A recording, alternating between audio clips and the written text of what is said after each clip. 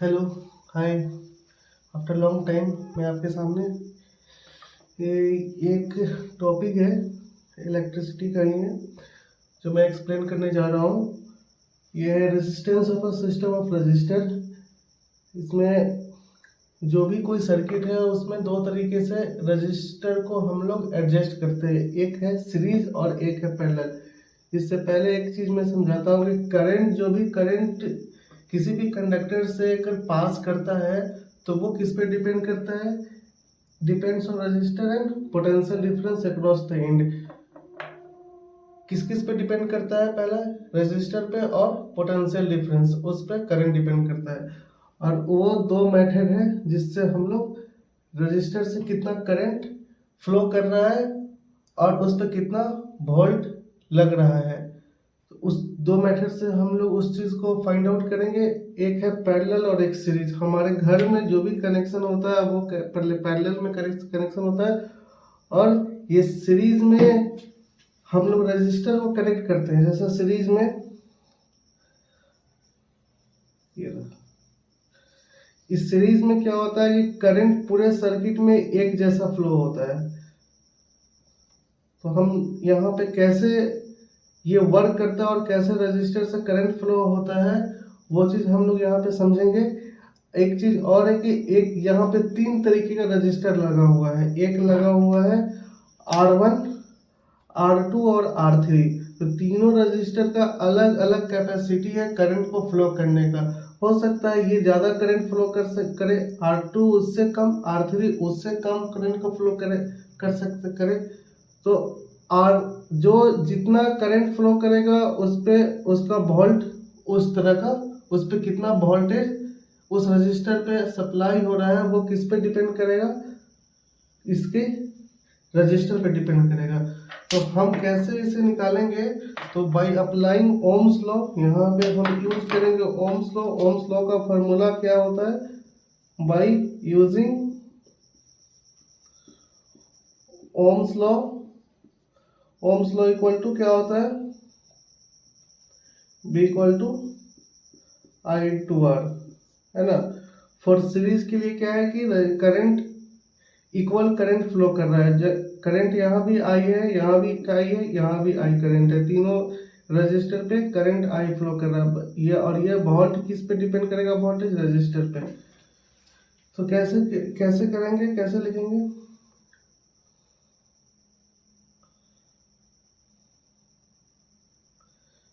जैसे ये पहले तो हम लोग लिखेंगे V equal to I into R. I into are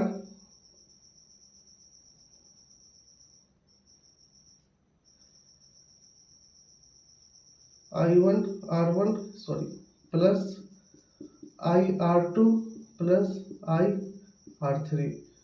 यहाँ से हम क्या निकालेंगे? आई करंट आई कॉमन निकालेंगे, बचेगा क्या? R1 plus R2 plus R3। ये R इक्विवेलेंट है, तो R इक्विवेलेंट इक्वल टू क्या आ जाता है? R1 plus R2 plus R3। यहाँ से हम लोग क्या समझे कि अगर कोई भी रजिस्टर सीरीज में कनेक्ट होता है तो जितने भी रजिस्टर सीरीज में कनेक्ट होंगे वो सारे के सारे ऐड होंगे तो वो इक्विवेलेंट रजिस्टर के एक बराबर होंगे। तो ये हमारा सीरीज में जब कनेक्ट रजिस्टर होगा तो उसमें हम फार्मूला यूज करेंगे R1 R2 R3। अब यहाँ पे है पैरेलल में क्या करना है? करंट आपका हर एक रजिस्टर में डिवाइड हो जाएगा। सपोज कीजिए कि अगर ये करंट 7 एम्पियर का करंट फ्लो कर रहा है, इसमें हो सकता है 3 एम्पियर चला जाए, इसमें हो सकता है 2 एम्पियर चला जाए, इसमें भी हो सकता है 2 एम्पियर चला जाए। तो तीनों रजिस्टर्स में क्या है कि अलग अलग करंट फ्लो हो रहा है। तो इस केस में क्या हो रहा है कि करंट का डिवीजन हो जा रहा है, पर वोल्टेज क्या हो रहा है? कांस्टेंट है। इसमें पैरेलल में क्या होता है? वोल्टेज कांस्टेंट होता है और करंट का डिवीजन हो जाता है। तो इस चीज में हम ओम्स लॉ लगा के कैसे फाइंड आउट करेंगे कितना वोल्टेज ड्रॉप इसमें हो रहा है, कितना करंट सप्लाई हो रहा है, कितने अलग अलग रजिस्टर में। अब ये रजिस्टर अलग है तो इसमें अलग तरीके का करंट, ये करंट सप्लाई हो रहा है, R2 में अलग करंट सप्लाई हो रहा है। तो by using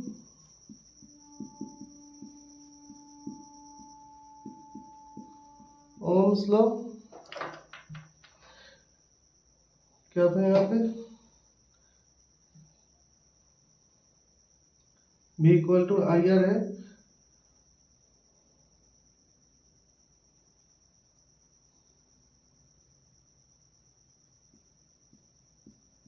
equal to V by R. V by R होगा तो करंट सप्लाई हो रहा है, तो अब हम इसे कैसे लिख सकते हैं, V बाई आर इक्विवेलेंट, इसे हम ऐसे लिखेंगे। जैसे ये I इक्विवेलेंट को क्या लिख सकते हैं, I1 plus I2 plus I3। I1 current इसमें जा रहा है, I2 करंट इसमें जा रहा है, I3 करंट इसमें जा रहा है। फिर मैं इसे कैसे लिख सकता हूँ, V by R1 plus V by R2 plus V by R3, और ये V बाई R इक्विवेलेंट। यहाँ से R इक्विवेलेंट मैं B को क्या लूँगा, मैं B को कॉमन निकाल लिया, बचा क्या, R1 plus 1 by R2 plus 1 by R3, इससे ये कैंसिल हो गया, तो 1 by R equivalent equal to 1 by R1 plus 1 by R2 1 by R3। ये हमारा किसका फॉर्मूला निकल गया, जब कोई भी रजिस्टर पैरेलल में कनेक्ट होगा तो हम सब कैसे निकालेंगे, R equivalent equal to 1 by R1 1 by R2 1 plus 1 by R3। Reciprocal में रेजिस्टेंस को लिखा जा सकता है। तो ये अब समझने की बात यहाँ पे है, आप यहाँ से क्या समझे, जब पैरेलल में है तो हमारा वोल्टेज कांस्टेंट है, करंट का डिवीजन हो रहा है। जब सीरीज में है तो हमारा करंट कांस्टेंट है और वोल्टेज का डिफरेंशिएशन हो रहा है। अलग अलग रजिस्टर पे अलग अलग टाइप का वोल्टेज सप्लाई हो रहा है। क्यों, क्योंकि अलग अलग रेजिस्टेंस का अलग अलग कैपेसिटी है करंट को फ्लो करने का, डेट्स वाई अलग अलग रेजिस्टेंस पे अलग अलग वोल्टेज सप्लाई हो रहा है।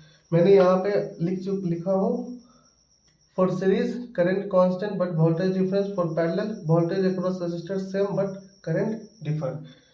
ये आपका इम्पोर्टेंट फार्मूला है, ये भी इम्पोर्टेंट फार्मूला है, दोनों इम्पोर्टेंट फार्मूला है। सारे न्यूमेरिकल इसी फार्मूला का यूज करके हम सब सॉल्व कर सकते हैं। आगे मैं इसका न्यूमेरिकल जब कराऊंगा तो उसमें आसानी से आपका और भी कंसेप्ट क्लियर होगा। तब तक के लिए थैंक यू, धन्यवाद।